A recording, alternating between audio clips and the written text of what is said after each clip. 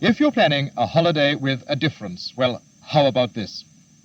For Sylvia Davies and Josephine Evans, relaxation is an open rally cart, the open road and real horsepower.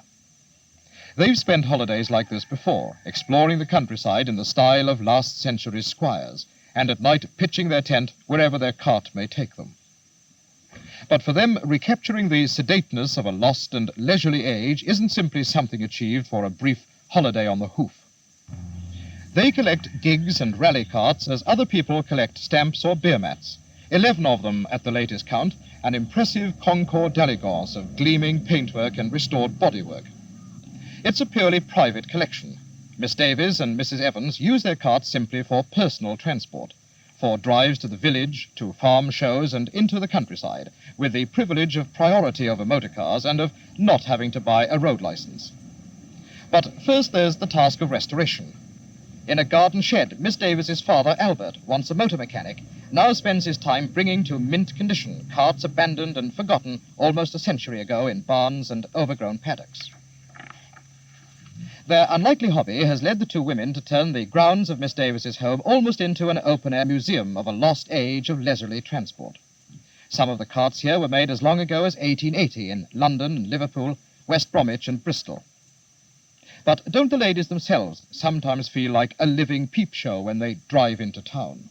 Yes, we do, rather. People keep staring at us and we just take no notice now. We just get on with it, enjoying ourselves.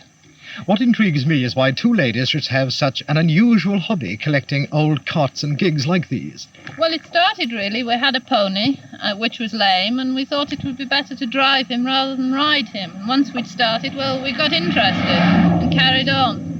We got the fever, didn't we? Yes.